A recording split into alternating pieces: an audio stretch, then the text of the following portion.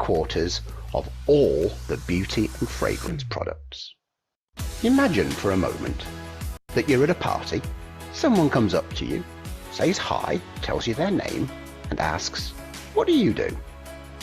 I like to tell people that I work for the coolest software company that your friends have never heard of. I tell them that we put a phone in every pocket, but we're not Apple or Samsung.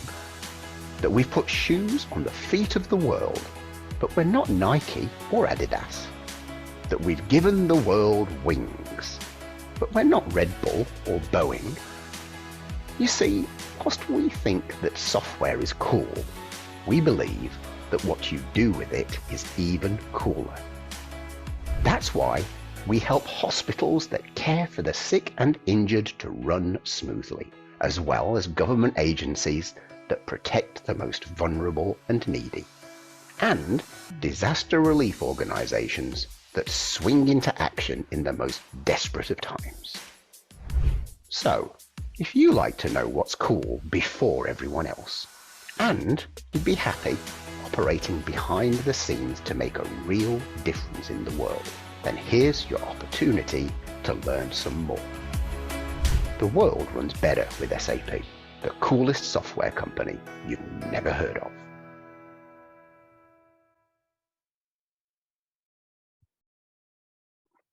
Okay, so hopefully that gave you a little bit more of an insight about SAP.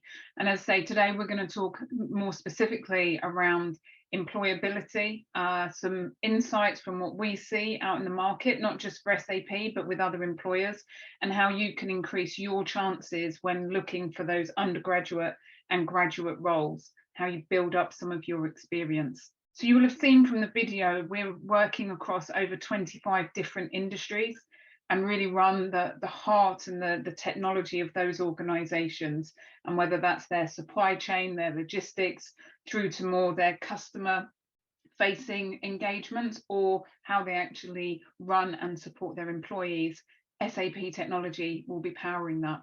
But if we think to our purpose, it really is about how we help the world run better and we improve people's lives. And it's through that large customer base that we're able to make that happen. So as I say, we've got 440,000 customers worldwide that rely on our technology to run their business. And you'll have seen from the video, that could even be something like AstraZeneca when they were working on the COVID-19 vaccine and all of the logistics and supply chain requirements they had to ensure that that was transported around the world. Now, for us, our customers are at the heart of everything that we do and how we engage.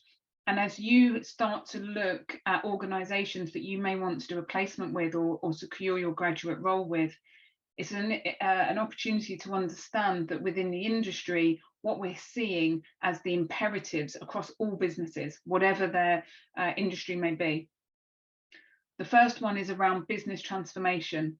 How are they going to use technology to accelerate how they transform as a business? How are they going to ensure that they have resilience in their supply chain?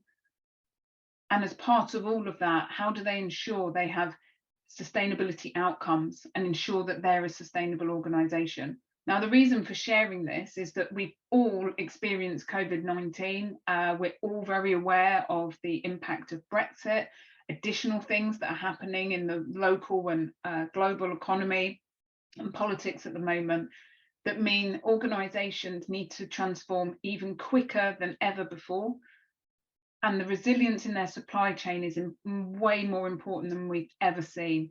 So if you look at some of the supply chain challenges that have happened, you might have even experienced it yourself, going into a retailer or trying to access something. Even if we look at the automotive industry, lots and lots of disruption across those supply chains. And that's where organisations like SAP come in. Our heritage over the last 50 years and our expertise absolutely sits within that technology and supply chain piece, finance, resilience, and also just technology that enables a business to transform and achieve their goals. But in particular, what we want to talk about today with you is what are employers actually looking at when they're looking at students starting off their career, whether that's as an intern, a placement student, perhaps something just getting some insight time, a summer placement, or even coming in a graduate capacity. Employers get together and we work with an organisation called the Institute of Student Employers. They do lots and lots of research out into the market to understand lots of labour data, to understand where the priorities are, benchmarking different industries, but also they ask employers what skills they're looking for in young people coming into the job market. So I wanted to share those with you today so you can really get an insight of what organisations are truly looking for.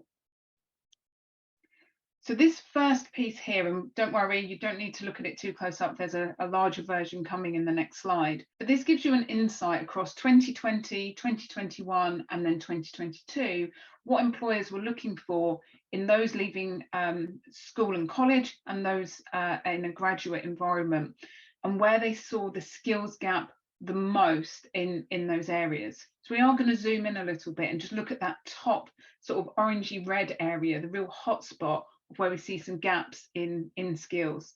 Now this is across all industries and employers of all sizes. Now if we look to 2022 specifically in the graduate piece here, some of these skills is something to really think about. How would you demonstrate that you have these skills when in an interview environment and in an application environment as well? Some of these can be difficult to articulate, and especially we're very, very conscious that many students who've gone through the pandemic period have had less access to work experience, part-time jobs that often build out some of these skills. So being engaged in something like Enactus is a perfect example of how you can actually get involved, start to build some of these skills if you haven't been able to in other forms, for example, part-time work. So if we look at it from a graduate perspective and some of these skills that appear to be lacking, or people are unable to demonstrate this early on into their career, some of it's around things like negotiating and influencing. Now, you will already be having a lot of these skills, but it's key to work out how do you articulate them. And again, if you're involved in something like Enactus, or you're taking part in, you can now do virtual internships, get small exposure, that gives you an opportunity to really flex those sort of negotiation and influencing skills. Demonstrating career management. Now that can be quite difficult as well, right at the start of your career. But when you think about it, the fact that you've even joined today's call means that you really are thinking about your career, about your personal development, you're investing your time in that. So how do you actually then, again, articulate that in your applications, your CV, and then how you speak in an interview environment?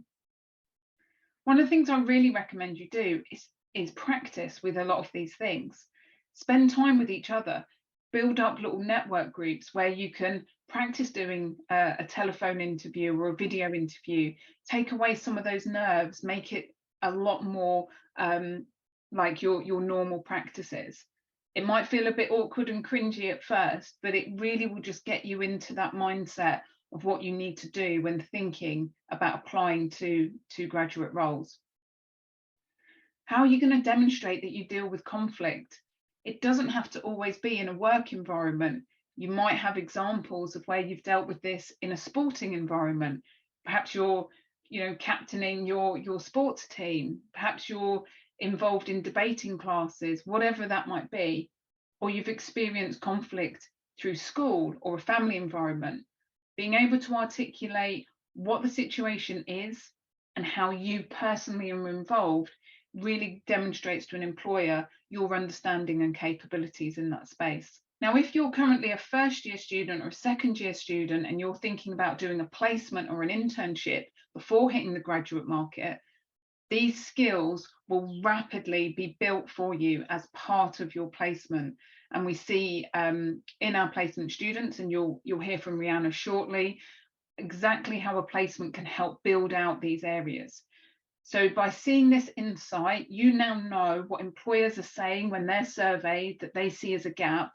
You can then proactively talk about this in your interviews and in your engagements with employers. The other thing I would recommend is getting out on campus. There will be employers out on campus or virtual events like this.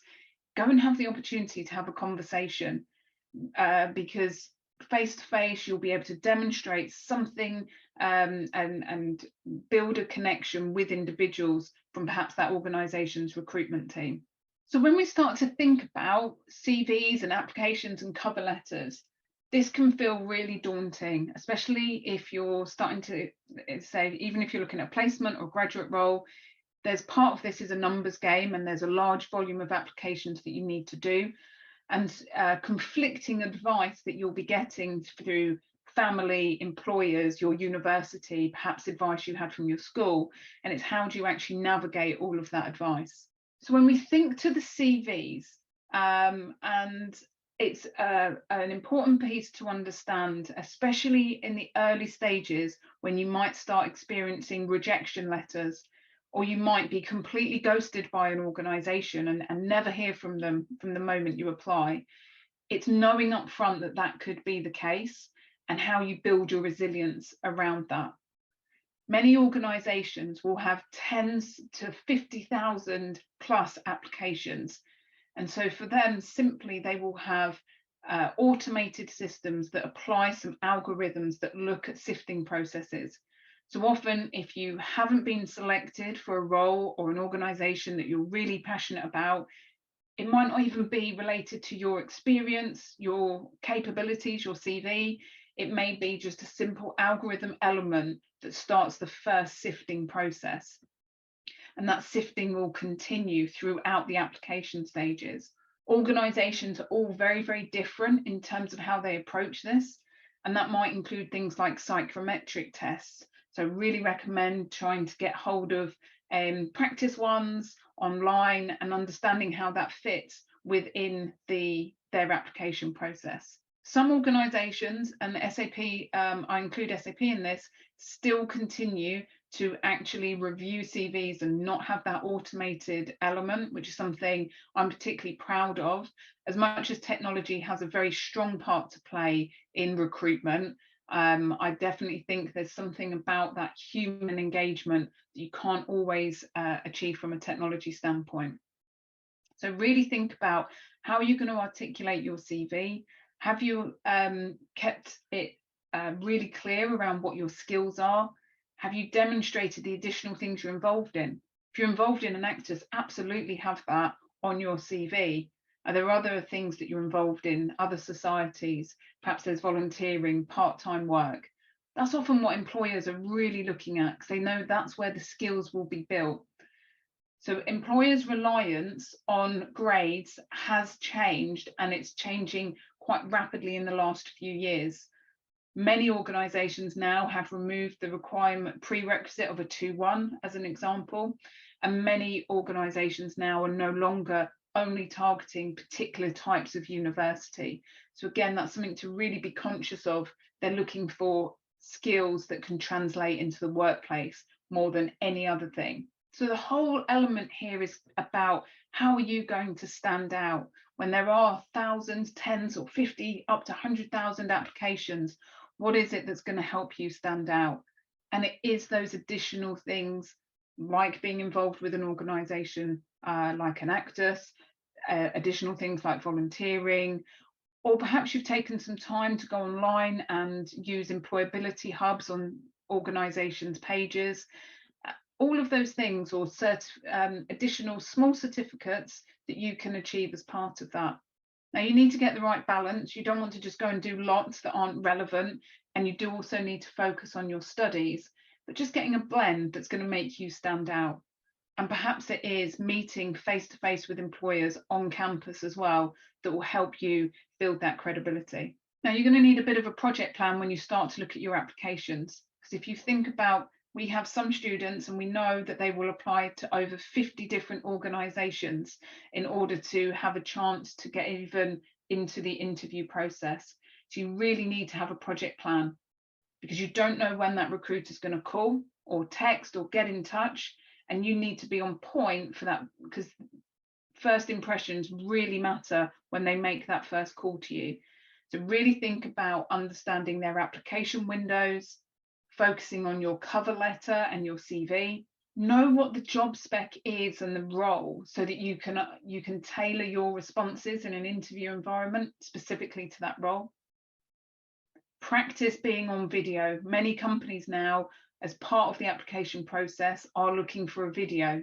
So it can be uncomfortable. So just getting more and more used to being on video as much as possible, practicing with others, getting some feedback from your friends and peers is all going to help. And finally, the bit that's going to really make you stand out more than anything is that you've researched the company. And not just the first 3 lines of the Wikipedia page, but really understand that organisation. What's a priority for them right now? What's part of their strategy? Is there anything going on in the news at the moment about that organisation, whether that's positive or negative? Because when you come to ask your questions in an interview environment, that's really where someone will stand out. And for me personally, we take on over 60 students every year. That's the bit that really stands out for us, is when an individual can articulate that they understand our company. So I'm just going to pause for a second. There's of course the opportunity to think about any questions that you may want to ask us towards the end of this session. At the start, we talked about SAP, who we are as a technology company. Often people, when they think to technology, they will be thinking about, well, I'll need coding skills, or I need to be studying computer science. This really is the opposite. Roles within technology companies are far and wide. We're looking for every single degree discipline. So if you're studying languages, humanities, politics, any particular topic will be relevant in a tech organisation. So just to be aware of, you don't need to be following a technology degree to be of value and interest to the organisations. When we then look to, so we've talked about the kind of skills that generically employers are looking for, but one of the things that doesn't always get talked about is some of the things that make you really individual and authentic. And this is your strengths and the personality traits. And we're seeing more and more this stuff really coming to the forefront, and a real interest to employers is understanding what strengths you have and how can we leverage those strengths and skills and make them valuable to the business. And so I want to talk about a few things that you can do and applications you can use, open wide ones these aren't SAP specific, to start to understand your own strengths and personality traits. So before I do, we have had a question in already, and I will take that one now. Talking more about video entries, what it entails and any tips. It really does depend on each organisation. SAP doesn't currently use video, but we are aware of a lot of our peers and other employers in this space. Some of them expect it will be a 5-minute video, just you're on video and you're having to just submit that.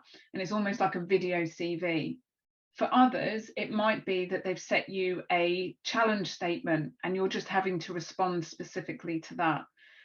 Others, it will be that the whole interview will be delivered via video rather than in a face-to-face environment. So it really, really varies per organisation. But what you'll typically see is they will document their application process, what all the steps are from the start through to offer stage, and when you're likely to see those video elements. So hopefully that answered that one. So when we think to strengths, there's lots and lots of applications out there. If you have a look at this one, which is called the High Five test, it's a free accessible strengths profiler. There's 120 questions as part of it. And it uses the methodology that sits under something called Clifton Strengths. So Don Clifton was a psychologist who built out an understanding of the strengths people have. So rather than the idea that anyone has strengths and weaknesses, it's more a case of there is a series of strengths and we will have them at different and varying levels. And when combined, people with different strengths are the best thing that you want from a team. You want your team to be diverse, come from different backgrounds, have different experiences, different strengths and different skills.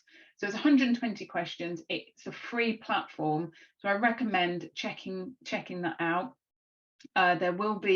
We will send this slideshow to Charlie to share with anyone that's taken part in today's session. But go Google it, the high five test, to get an understanding of your own individual strengths. And just as I think about demonstrating that as well. So again, if you imagine you're in an interview environment and someone asks you, what's your 3 biggest strengths, your 3 weaknesses, these types of quite generic questions really, but actually what it would enable you to do, rather than just answering, oh, I think I'm pretty organized, or yeah, I'm really punctual, being able to take that to a more detailed level demonstrates that you do manage your own personal development, you have got self-awareness, and that you can actually then articulate those strengths in relevance to this answer, rather than it's a gut feel that you might have that strength, or it's a strength you might like to have but don't have the ability to demonstrate. Now, staying on that psychological piece as well, if we have a think about something called the Johari window. Now, this was actually something going all the way back to the 1950s, but still super relevant, and we still see a lot of organizations and individuals, especially when they start exploring things like their masters later on in their careers, they start to look at the Johari concept. This was initially pioneered by Joseph Luft and Harrington Ingham, as I say, in the 1950s. But what it allows you to do is think about strengths about yourself.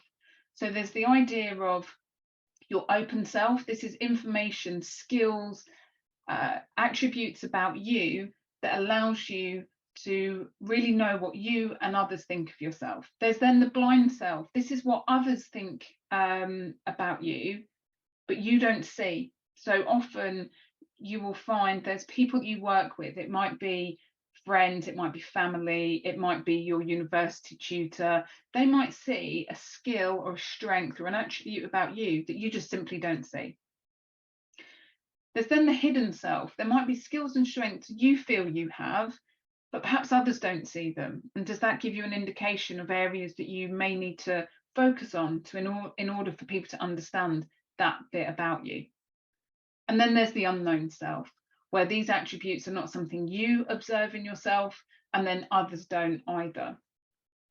Now, what this Johari window allows you to do, and this is just a very simple online one here, you will select 5 or 6 words that best describe you, and then you send a URL to others in your life. And the best way to do this is to have more people. So people that experience and work with you in different ways. So perhaps it's someone you're on a project with, perhaps it's your uni tutor, perhaps it's then a family member or friend. So then you get a really wide picture of what that means about you and how you can start to see if you have some blind spots. Maybe there's a strength you never thought about, or maybe there's areas where you think you're one way and others perceive you in another way. So again, this really helps you build out an understanding of your strengths, but also your own self-awareness. Now, I will caution with this and any of these types of personality tests or strengths tests to only take part in them if you really feel comfortable to know the answers.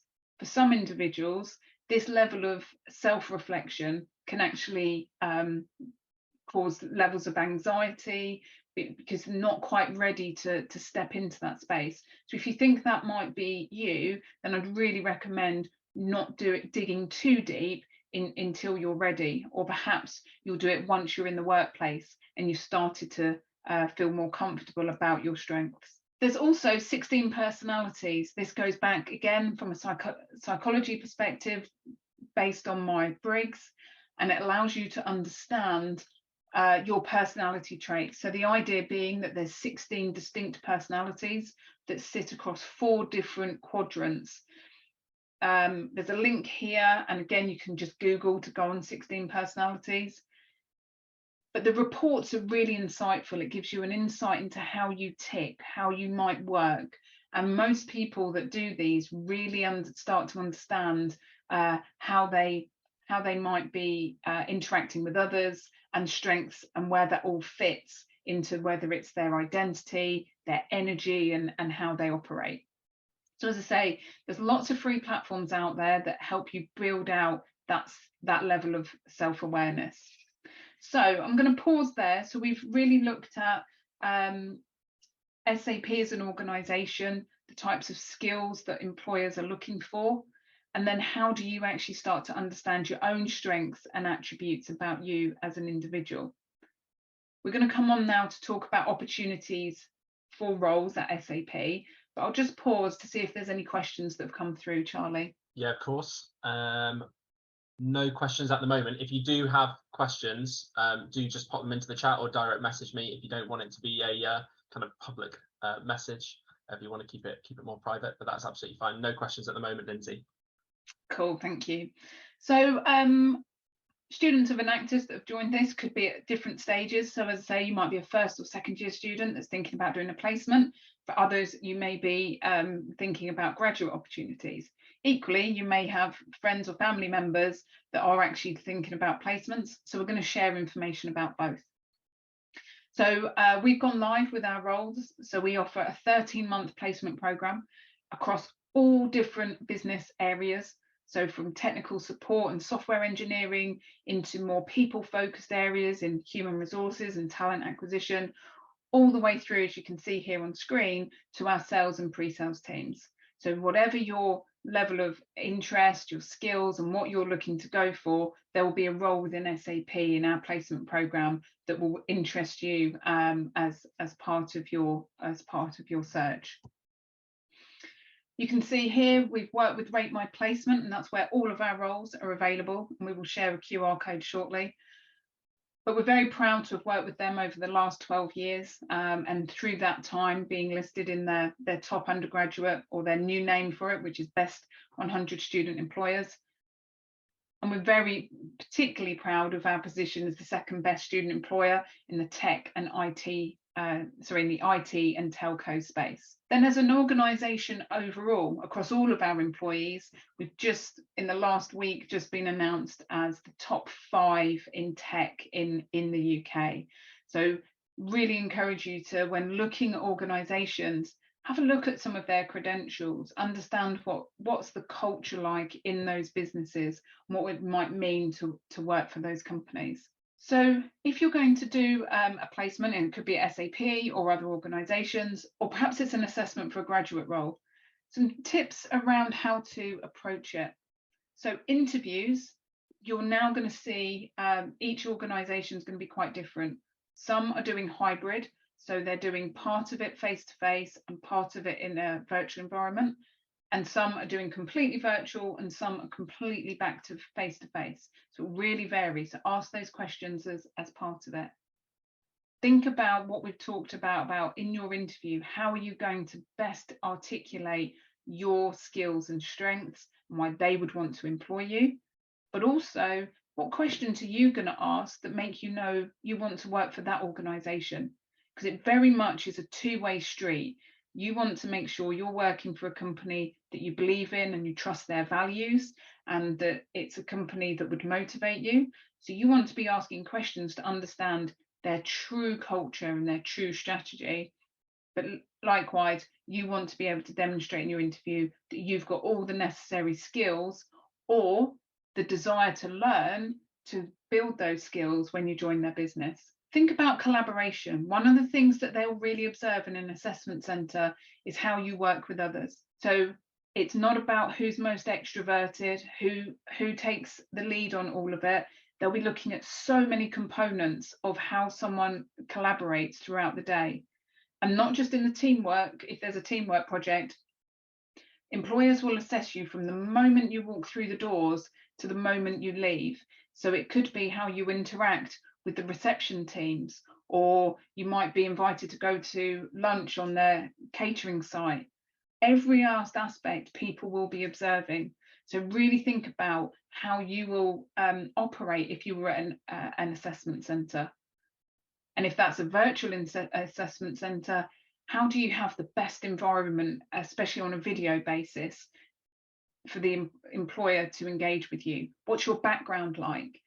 We always smile when we see individuals and they've joined the call and they're perhaps lying sort of semi in bed. It's a little bit messy in the background, perhaps a few bottles of alcohol from previous nights. And believe me, people do join the call interviews and they've got all that going on in the background. And an employer will obviously see all of that and wonder how much does this opportunity really mean to that individual. So really think about, if you're in an interview, it's not just about your skills, your CV, but it could be something just like your video background that could let you down. So when you come to your CV and cover letter, making sure that you've got that consistency. Does your LinkedIn profile match with your CV? Does your cover letter really articulate your experiences and match to the role that you're applying for? And I say, with a video interview, the main thing there, really practice. Just get comfortable. Hopefully a lot of you have become a lot more comfortable with video since the pandemic. Perhaps you do Zoom calls and those sorts of things, but really practice it. Think about your background and how that might make a difference to your interview. So if you were joining SAP on a placement, as part of that onboarding, you're going to learn the SAP roadmap. You're going to be enabled with all the training required to do your role. We're really lucky that we have a 1-month handover period, so our placement students get to learn from the previous placement student. And you connect with a wider cohort, so not just you doing your role, but you then build a whole community of what often become lifelong friends as you do your placement with SAP. You build up not just SAP experience, but business experience, as well as team experience, what that's like to work in a team, and all of the skills that we talked at the front employers are seeking. That's exactly what you can achieve when you do a placement year with an organisation, or perhaps a summer internship with organisations that offer those. So I encourage you to look at Rate My Placement, where you can see short-term insights, full-time ones, and then the large placements, that are a year or more. So as part of it, not only have we got things like training courses, there's stretch projects for people to get exposure to other business areas. Perhaps they're studying legal, but they want to get an insight to sales. Or perhaps they're in a technical role, but they really want to get customer experience. The community of interns, it really does, it's a friendship group, but it's also individuals that you can learn and share from. The opportunity to take part in our sustainability and CSR opportunities, and even monetary rewards as part of our Appreciate programme. So our roles are now live for our placements. They start in July of 2023. So if you are a second year student currently looking for your placement, grab your camera now and access the QR code. But the links and this deck will be shared, or just head straight over to Rate My Placement, find SAP, and you'll see all our available roles. For those of you so we also have graduate roles. We don't have a formal graduate programme. The roles are actually early career roles that you'll see available on our careers site. But we also have a newly launched partner talent initiative. So SAP has 440,000 customers, as I mentioned, and 100,000 employees worldwide. But as part of what we do is that we've got 26,000 partner organisations like Deloitte, Accenture, PwC, KPMG, some of the large consulting firms, but also smaller niche partners that really focus in a particular industry. So we drive talent into their businesses as well. We've just launched the Partner Talent Initiative, which allows us to subsidise training for those organisations, get those individuals graduated into certifications to become technical and business consultants, and then deployed straight onto our customer sites via our partners. So again, if you're interested in a technical consulting or business consulting style roles within SAP technology, this will be a great program for you to take a look at, which is the SAP Partner Talent Initiative. That gives you a view of SAP, in particular about skills that employers are looking for, how you might approach your own applications. But you've probably realised that from today that it certainly wasn't recently that I was hitting the job market. And so I really want an opportunity for us to talk to Rihanna, who's just joined our business, to talk about her own experiences.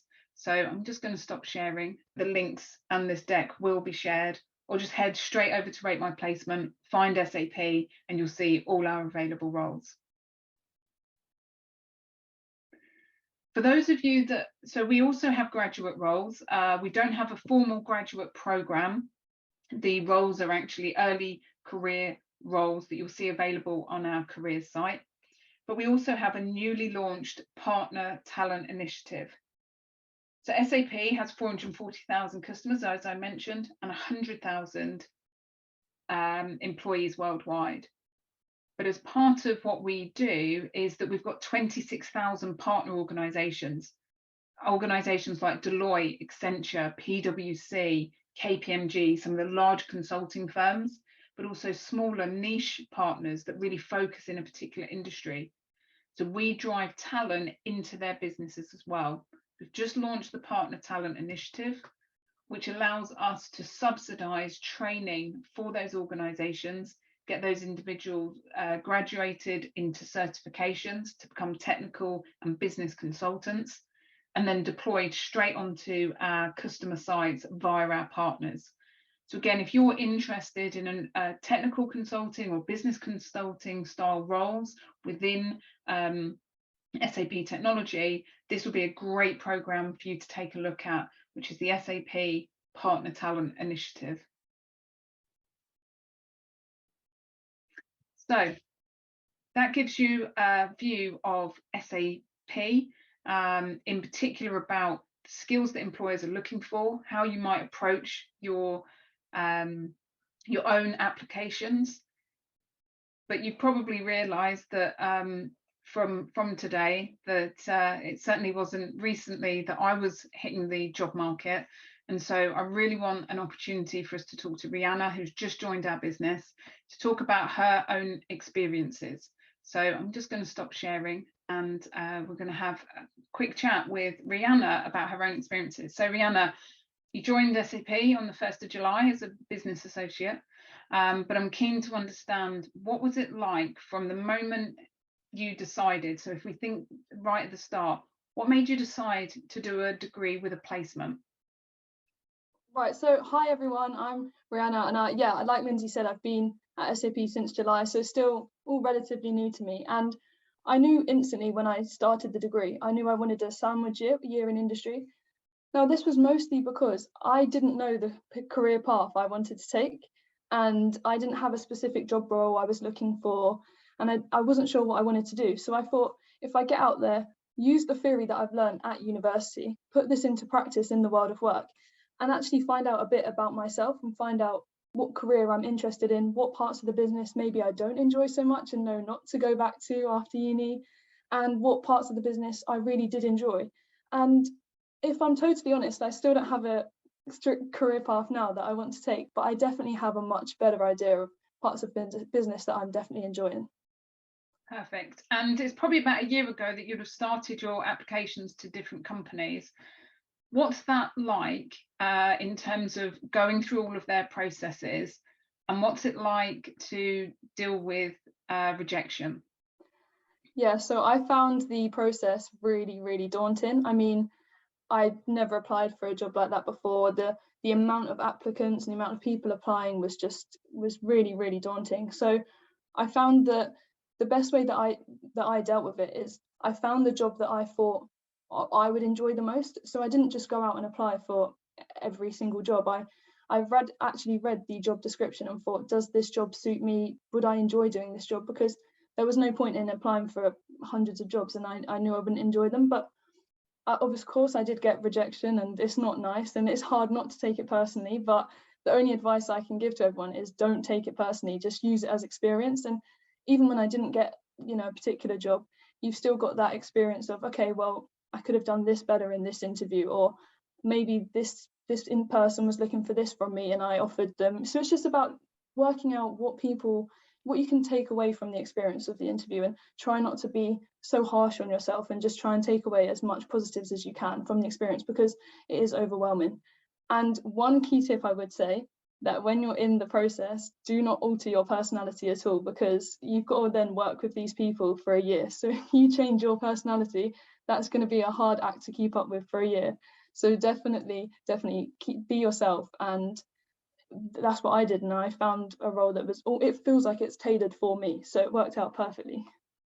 Yeah, so I'm glad you shared that tip, actually, because it's exhausting. There's no way you might get through an interview being someone else, but to do it all the way through for 30 months be exhausting. So and so you're studying at Bournemouth, and you're doing business management. What made you think about coming to a tech company?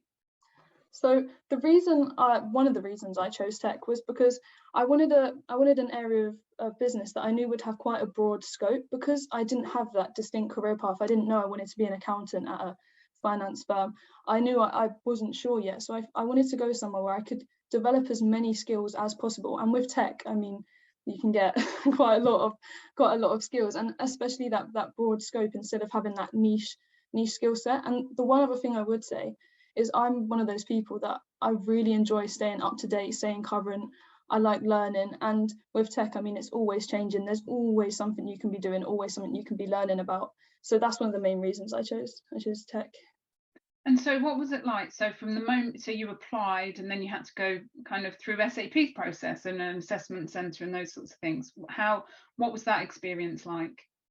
So I would say it's really, really tiring. Firstly, I make that clear. It's not easy. I won't lie to anyone. I mean, most of the stages, I think even SAP, it was a 5 or 6 stage type application. I mean, the one thing I would say, you do learn a lot about yourself along the journey, because there were some certain things. The first interview I ever had with SAP, I was just super nervous. I feel like I didn't do myself justice. I feel like I could have done better. And then once I got into the assessment centre, I thought, well, you know what, I'm just going to go for it, be more confident, show myself. And that's what I did, and it clearly paid off. Yeah, absolutely. And I think that's the crucial bit, is being yourself, because actually the bits that people think, oh, I don't want to show, is actually the bit that's often attractive to an employer. And certainly for me, when especially looking for placement students, I'm looking for the people that don't know what career path they want, because I know that we can help create it, shape it, or if necessary, go, actually, I never want to work in tech and I never want to work in business.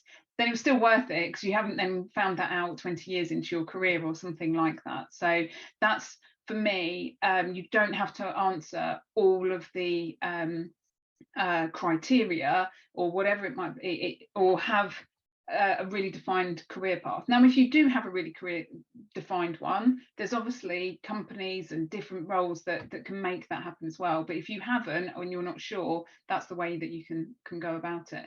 So then you've joined SAP and you've been with us 3.5 months now. What's it actually like being in business compared to uni? So the one thing everyone always told me when I was applying for placements was, honestly, you won't want to go back to university. Once you start a placement, you won't want to leave the world of work. And I was like, well, there's no way. I mean, who wants to leave uni life? Like, who would ever want to do that?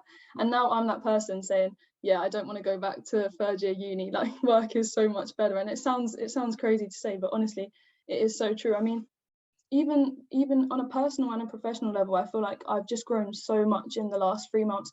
Even something as simple as my lifestyle has changed completely in 3 months. I've gone from attending lectures maybe 7 hours a week and sleeping in until 1 p.m. some days, to now I'm 9 a.m. regardless. Even if I've been out the night before, it does not matter. 9 a.m. I'm there at work, presenting my best self. And I think that's something that's really helped me. And if you are someone who appreciates a bit of structure around your life, or feels like you may be lacking structure at university, I think placement or a job or an internship is perfect. And what do you do in your role? So I work for a great team and a very supportive manager. I'm in the strategic programs and sustainability go-to-market team. I look at sustainability initiatives with teams we're working on. charities and companies like Enactus and participating in events like today. And I look as well, there's a team of placements, and we do some data analysis and looking at market trends and supporting other teams that need sort of that information. I'm also very fortunate that I get to attend some sustainability events, which are absolutely amazing. And they're mostly talking about the future of sustainability in tech and how this would apply to the world of business. Perfect, cool. So, well, we're super pleased to have you on the team and seeing, like you say, that journey from the minute, you know, a year ago when we would have done a telephone interview with you to now, you know, night and day, you're completely almost like a different person, as you say, in terms of that structure and that confidence, and that's just in 3.5 months of being in business. So that's where we've got to, Charlie, from a questions perspective. So it's over to questions from your attendees. Thanks, yeah, of course. I've been getting spammed somewhat in the direct messages. They direct message me. The students on the call definitely took that one to heart, so I've got quite a few questions here. A couple just I'll deal with the ones that were aimed at Rihanna first, because we've got a few about kind of SAP opportunities. One for you, Rihanna. Someone says, if you had to boil it down to just one skill, what would you say is the key skill you've developed in your time at SAP? Oh, that's a good question. That's tough. I'm going to go with communication. Now, it was between confidence and communication, but I feel communication is so important. I mean, when I was at uni, I was mostly talking to, you know, my peers, maybe a lecturer, but when you get into this professional environment, communication is so important. How you handle yourself when you're in a Teams meeting, you can sense when you can be a bit more informal with someone, or when you're talking to the other placement students, you can be informal, or there's calls where, you know, right, I need to be on the game here and I need to be formal. And I would say definitely communication, yeah, would be the top skill. How do you think you're going to be able to take that? This is from me. This isn't a question I've been asked. This is from me. How do you think you're going to kind of take back what you're learning at SAP, and kind of whether that's something specific or something more general in terms of you're talking about kind of, you know, your work-life balance, or how you operate on a day-to-day basis? What are you going to take back to your university course when you return? Yeah, so I think one of the main things I'll take back is time management and project management. I think that will be one of the biggest skills to me. So of course at university you do get your assignments probably 3 or 4 months in advance, and you do tend to leave them until maybe the last 24 hours, which isn't ideal. But when you're at work, you just can't get away with that the same, and you've also got multiple things you're managing at once for different people. And you know, when you're at university, you've kind of only got one thing at a time to focus on. And I feel like when you've got that project skill, that you can manage those projects and your time management, taking that into university, I mean, well, I haven't gone back yet, but I'm hoping I'll be able to stay on top of it and have my time management, yeah, sorted out. Awesome stuff. One question here, which is an interesting one. Why did you choose to apply for SAP?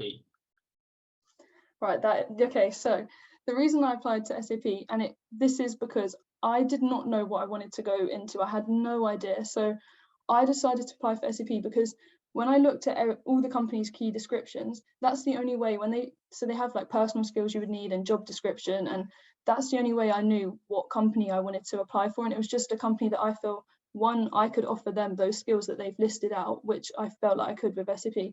And two, when I researched the company, I feel like that then I would enjoy my time there.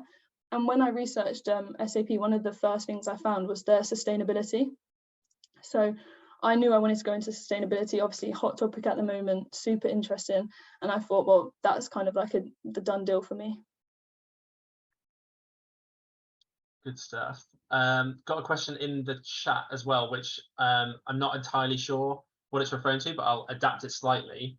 On the subject of kind of doing extracurricular activities or professional courses to kind of back up your time at university, is there anything that you've already done or you're planning on doing to kind of enhance your CV moving forward above and beyond your degree and obviously your placement at SAP?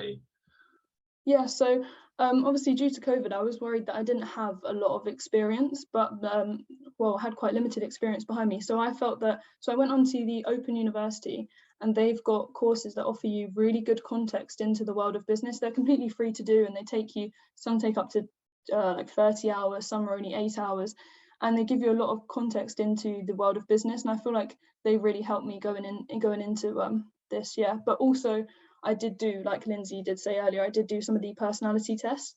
And yeah, of course, it can be a harsh reality check sometimes, but they're really helpful, and they help you know what you can bring to the table as well, which is really important, because you don't want to join a company and you don't know what you can offer them. Yeah, that's absolutely right. That self-awareness is so important to kind of like work out who you are as an individual, but it's also important to recognize, as Lindsay said, that it's basically a journey that you're going on, and like being open to all the opportunities that could be in front, and not shutting doors just because just for the sake of it, and actually going out there and finding out what's there, and if you fit with it is kind of definitely the approach to take. Yeah. At kind of your stage in your career, for sure. One more question for Rihanna. So I've copied and pasted them across, and it's difficult to look at two places at once. What development opportunities are available to you at SAP? Well, I wouldn't be able to answer this in full, because to be honest, it would take forever. There's literally an endless amount. I wasn't aware when I first joined. I mean, you get so much information in the first week of joining, and you can't absorb it all.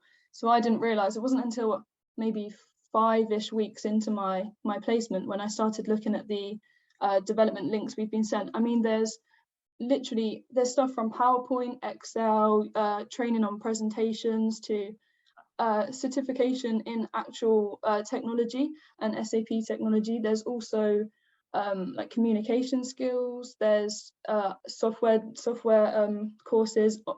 It's endless. But I would say that being around the other placements is the way I've developed quite a lot, and taking in their job and their industry that they're in, and finding out a lot about their roles, and seeing if I'm interested in what they're doing. And that's how I've learned quite a lot about the company as well. Is that just by literally talking to them, like as like a peer, like as someone else, as a colleague? Yeah, absolutely. It's just about, when we're all sitting there, we'll all kind of go out of our way to find out, you know, what are you working on, what are you doing at the moment, because it's such a big company. You're never going to get to, you know, to be involved in every single part, but you do get the opportunity to pretty much cover quite a lot. And speaking to the other placements, I think, is so important, and it's really, really helped me a lot. Yeah. Thank you so much, Rihanna. It's just so great it's so cool to get some insight into like what it's actually like on the ground in your first few months as a placement student. It's something that like you don't get to hear too often, so it's really, really great to get that. Thank you for that. Well, it's great to be here. Thank you. There's a couple of we've got a raised hand from Funmi. Good evening. Sorry, I really appreciate the this thing we've been having, but I want to ask a question. Please, what do you suggest one takes a professional course to back up a university degree? Because currently I'm doing my master's, and I would finish in February, April, looking towards February, April. So I was thinking, because I've heard some people saying try and take a professional course.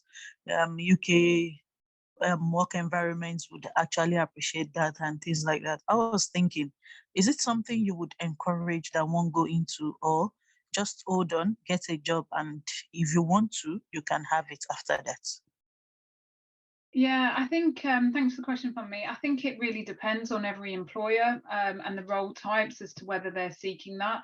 Many organisations now will actually fund that for an individual. So I think if you've got the, you know, base entry requirements that are required for the role, then after that point, you can then start to see whether you think you need those additional professional ones. Certain roles, like, you absolutely need them, and it'll be really clear that the company expects them. But for many, they're really just looking at the individual. So really depends on the route you'd be wanting to go into, especially if it's something like accounting and they actually want you to have a specific hard qualification in that, then you'd need to opt and do that. Thank you. I'm looking into HR because I have a background in HR, and I'm doing my master's in international business and management, which we also do HR as a course on its own. So I'm thinking of building my career fully in HR. Mm-hmm. So yeah, so again, depending on the roles, if they're sort of more entry level roles, they're not expecting it, but for more experienced roles, then they will want some sort of CIPD qualifications typically. Thank you. Thank you. Just with the kind of one eye on the time, we've probably got time for one more question. We've got a question, just kind of, I guess it's kind of two in one. I guess two more questions, because they're quick ones. Does SAP offer summer internships as well as placements? We don't know, so that's an easy one to answer there for you, Charlie. So no, we do just the 13-month placements.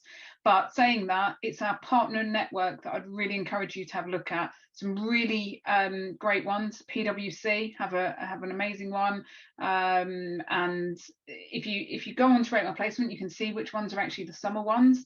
But also they do like 3-day courses. And they also do, PwC and some of the other partners now do really targeted engagement. So they might actually say, we're doing a specific women in tech 3-day experience. I know they're doing a lot of dedicated focused hiring for Black talent. So they really are being targeted in their hiring approach. So check out those types of careers sites, because they'll detail everything from a 3-day experience all the way to summer and wider. And one more, which is just about, does SAP sponsor international students for the graduate program or early careers? So we don't offer visa sponsorship so we don't have a formal graduate program. So each role that someone would apply to, they might apply to, let's say, an entry level role, and we don't currently offer visa sponsorship. Okay, fantastic. That's every question answered, which is really good stuff. So thank you very much, Lindsay, and thank you, Rihanna, as well, for joining us today. It's been a fantastic session. So great, as I said, Rihanna, to get those insights on what it's actually like working at SAP as a placement student. Really, really interesting to see. For all the students, thank you so much for joining us. Thank you for all your great questions. For Rihanna, it's been great to see so many of you on the call this afternoon. The recording will be available 24 hours after the session ends on our Hay Summit Employability Week site. So thank you very much for joining, and we'll catch you on the next one. Take care. Have a great afternoon. Thank you. Bye-bye. Thank you. Bye. Thank you.